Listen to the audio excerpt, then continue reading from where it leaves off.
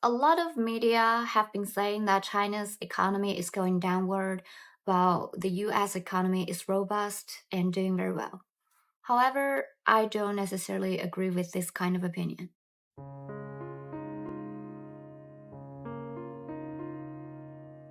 Hi everyone, welcome to my new episode of Chinese Culture with Boo.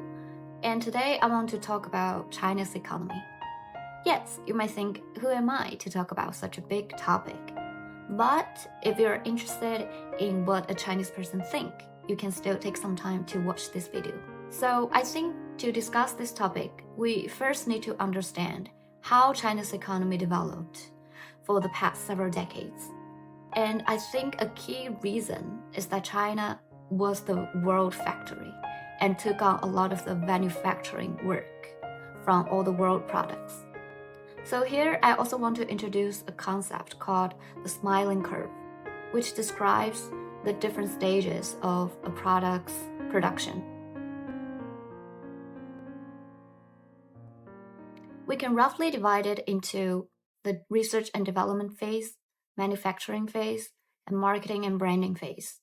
And as we can see, the R&D and branding and marketing are the phases with the highest added value. What does that mean?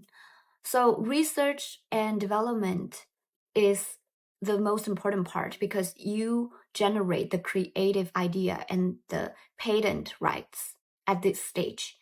And manufacturing, you can just delegate it to a place with a lot of factories and cheap labor, such as China for the past several decades.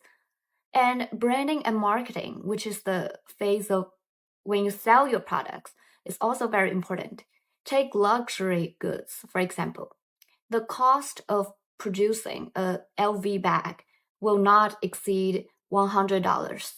They were all produced in China's factories in Guangdong or Zhejiang provinces. The raw materials for making those expensive LV bags are really not that expensive. But if you put them in those really fancy shops, you can sell them at thousands of dollars or even more expensive. Why?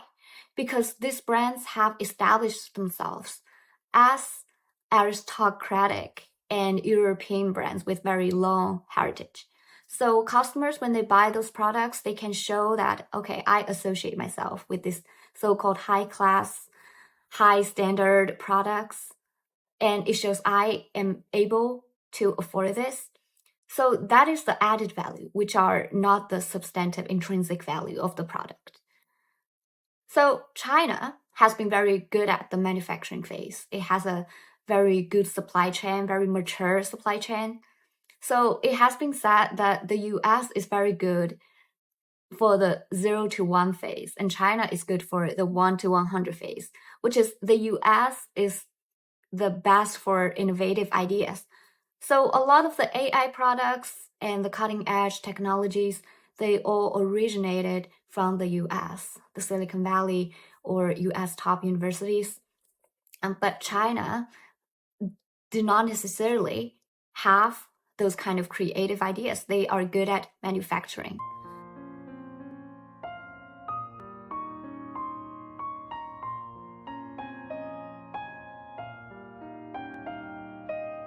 So, okay, now what's the problem for China is that being the world factory for several decades has lifted China's economy because it's like, okay, I am cooperating with the US. You produce the idea, I manufacture it for you. It's a good cooperative relationship. But right now, China's economy developed, which means first the manufacturing work will flow to places with lower wage. So now it's the Southeast Asia. So China is losing its manufacturing work to poorer nations because the capitalistic companies always want to reduce their costs as much as possible. But on the other hand, China is losing the manufacturing work, so China has to build itself within the next two phases, which are the R&D process or marketing and branding. That's why you can understand for the past several years, all the venture capital market and the investors in China, they only look at hard technology products or products that have really heavy R&D emphasis or AI related, because right now the policy is to fully get China's position into the R&D and marketing and branding. Otherwise, China will just fall into the middle income trap, which is that we lose our manufacturing work to other countries, but we also cannot establish ourselves in high-tech realms. So we basically don't have any business to do with any countries. So this also kind of explains why the relationship between the US and China becomes so strained. Because in the past, China is cooperating with the US. US 0 to 1, China 1 to 10. But now China wants to get itself into the 0 to 1 phrases. And US is not happy because US has been dominating this field for so long. The US does not only dominate the research and development high-tech phase by attracting all the top talents from the world, the US is also the world's best at doing its media. So all the NBC, BBC, ABC, these kind of news media represent the traditional mainstream media, and this media have been influencing the world opinions for a long time. But in the media, it was also threatened by China because of a company called TikTok. Why in the US there are so much antagonism from the politicians against TikTok? Not only because of data security reasons, not because of profit reasons, but because TikTok is competing for the media influence with the traditional Western media.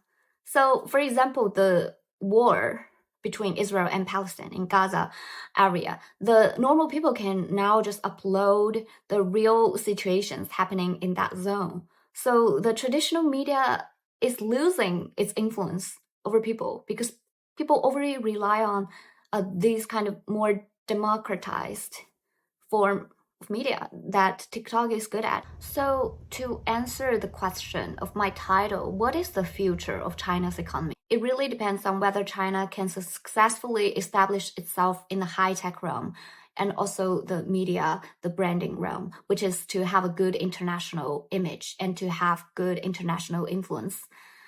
The most hated Chinese companies by Western countries, Huawei and TikTok, they try to compete with the Western countries in the R&D phase and the media phase.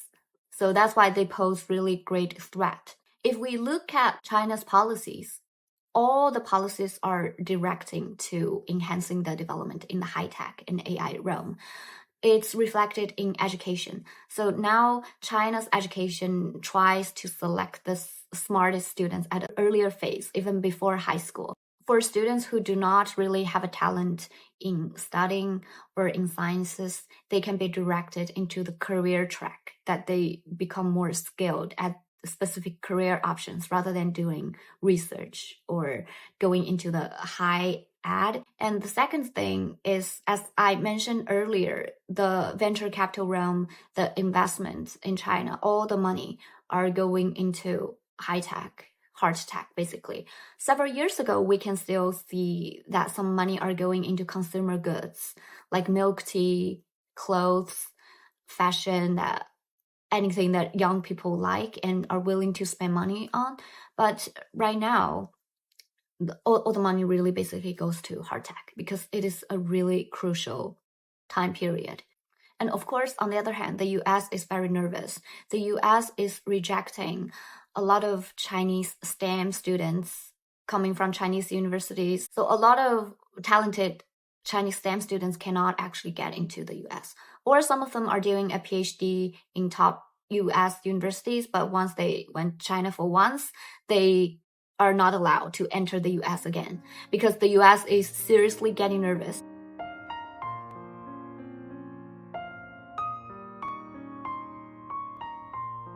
The US is also a very interesting country. Being number one in the world is very important for this country because this country is constituted by immigrants. And immigrants of different race and ethnicities, they do not necessarily have that much common language. So being number one and the ideologies of American dream, democracy, and freedom are just very central to this nation's national identity. And of course, the power of the United States is not only sustained by this kind of technology.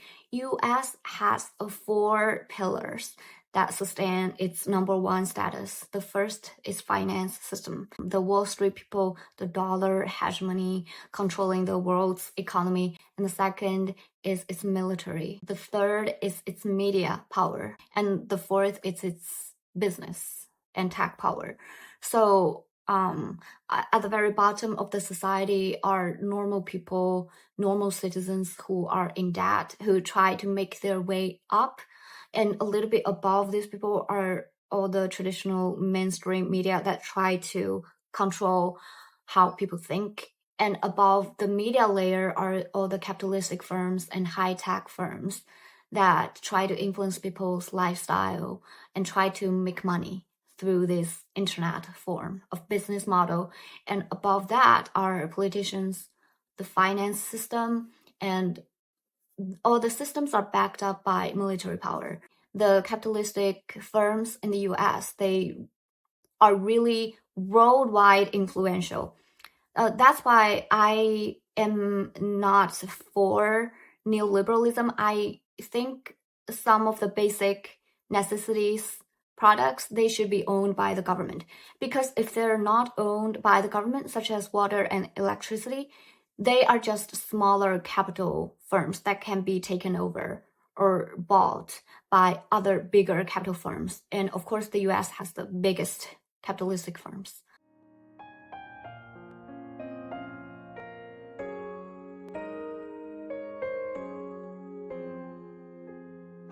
Even though right now our world has gone through several different stages of technology revolutions.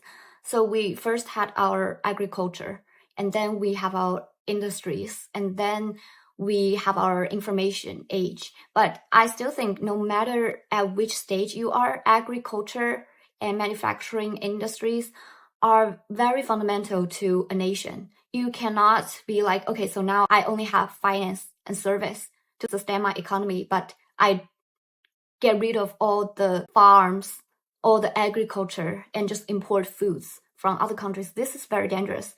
I think no matter how much China's economy develops, it should keep all those agrarian lands rather than developing them into real estate, because it cannot go back if you ruin those farms and lands. So I myself to offer some suggestions for China's future development. The first thing is I don't think urbanization can just go on forever. I don't think it is a good idea that all the people are attracted to the most developed, the most populous parts of the country, and in villages you only have old people and children without their parents taking care of them. I don't think this is a sustainable model, and we need to acknowledge the importance and the development of the rural areas. And secondly, I agree with China's current policy to emphasize on the high-tech development and to cultivate the top high-tech talents. Although I would admit it is a little bit difficult to compete with the US because the academic system and the higher education system in the US simply can attract the world's talents. And thirdly, I also think it is a good idea to develop the career track high school system rather than having everybody going to college or going to graduate schools, because not everybody should need that much of degree. The society does not need that many researchers. People should get down to earth, get a blue collar job, but still have their life relatively satisfying.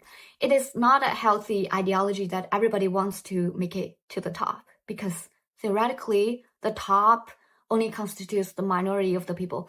If everybody wants to become the minority, then theoretically, the most people just cannot become the minority, and most people will feel like shit. We should have a social environment that people in middle or at the bottom have their basic necessities meet, and they can still live a decent and fulfilling life wherever they are at the so-called social hierarchy. So this is all the content of my today's episode. No matter whether you agree with it or not, I just speak my honest opinions and invite all the comments and discussions on this topic. So I will keep updating you on other aspects of Chinese culture, and I will see you in my next episode.